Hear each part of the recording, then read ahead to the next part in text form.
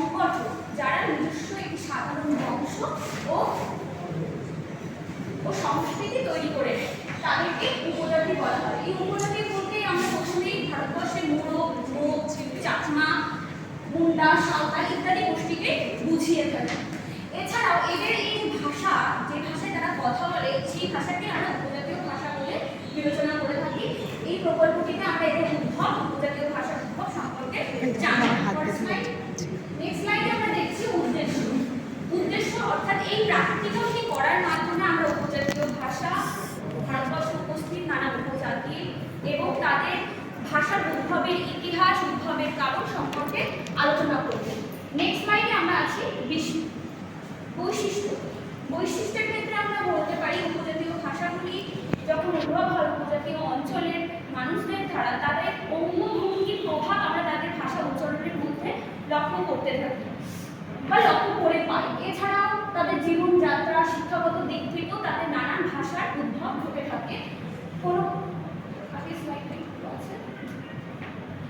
উপজাতির মানুষ তাদের দৈনন্দিন জীবনে ভাষাকে সংক্ষিপ্তকরণের মাধ্যমে চলতি ভাষাকে ব্যবহার করে থাকে।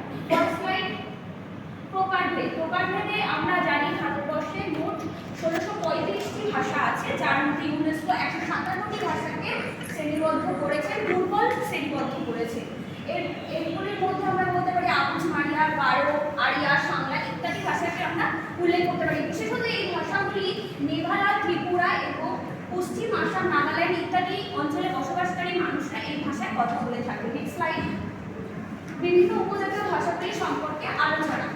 আদর্শ রূপের অভাবের কারণে উপজাতীয় ভাষাগুলি শিক্ষা প্রতিষ্ঠানে তারা পাঠ্যক্রমের অন্তরায় হতে পারেনি। এছাড়া দু একটি ভাষা ছাড়া আর কোনো ভাষায় লিখিত রূপে লিখিত হয়নি, মানে লিখিত ভাষায় পরিণত হয়নি। তার মধ্যে চাকমা, মগ ইত্যাদি বর্ণমালার নেই বলা চলে। এছাড়া গারো, চাকমা ভাষায় অনেক সময় চীনা ভাষার প্রভাব আমরা লক্ষ্য করে থাকি। বাংলা ভাষার উপর মুন্ডা ভাষার প্রভাব আমরা দেখতে পাই। Next slide. তাৎপর্য। উপজাতীয় ভাষাগুলিকে আদিবাসী অ্যাক্সেস মিডিয়াতে অংশগ্রহণ করার অধিকার দিতে হবে। রাষ্ট্রীয় মালিকাধীন মিডিয়াতে এই দেশীয় উপজাতীয় ভাষাগুলি যাতে তাদের প্রভাব ফেলতে পারে সেই দিকে নজর রাখতে হবে।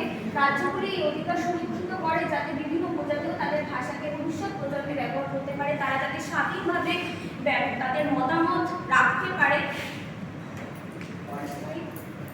উপসংহার। পরিশেষে আমরা এটা বলতে পারি যে দৈনন্দিন জীবনে আমরা সাধারণত মাতৃভাষাকে ব্যবহার করি এবং উপজাতি শ্রেণীর মানুষেরাও তারা তাদের জীবনে মাতৃভাষার হিসেবে উপজাতীয় ভাষাগুলিকেই ব্যবহার করে থাকে। এই উপজাতীয় ভাষাগুলিকে তারা শিক্ষাক্ষেত্রে যাতে ব্যবহার করতে পারে সেদিকে আমাদেরকে লক্ষ্য রাখতে হবে এবং তাদের ভাষাগুলো কিছু কিছু আমাদের পাঠ্যক্রমে এসেছে এবং এই উপজাতীয় ভাষাগুলির গুরুত্ব আমাদের দৈনন্দিন জীবনে সদা সর্বদা বিরাজ করে। Thank you.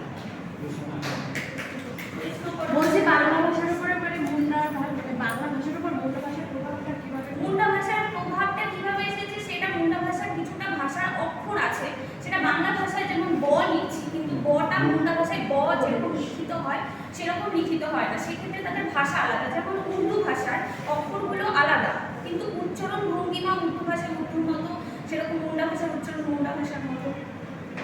স্যার আমার একটা প্রশ্ন আছে, বিদ্যালয়ের পাঠ্যক্রমে উপভাষীয় ভাষা বর্তমানে কতটা প্রভাব বিস্তার করে? হ্যাঁ, যেমন উর্দু ভাষাকেই বলি, মুসলিম যে সমস্ত মাদ্রাসা কলেজগুলো আছে সেখানে উর্দু ভাষাটাকে ব্যবহার করা, সেটা তো আমরা সাধারণ যারা বাংলা মিডিয়াম বা ইংলিশ মিডিয়াম পড়ি সেখানে তো উর্দু ভাষার অক্ষর আমরা তো শিখছি না কিন্তু তারা শিখছে, অর্থাৎ সেই ভাষাকেও পাঠ্যক্রমের অন্তরায় করা হয়েছে যাতে মুসলিম শ্রেণীর মানুষরাও এই ভাষা শিখতে পারে। ঠিক আছে, নেক্সট চলে যাবো।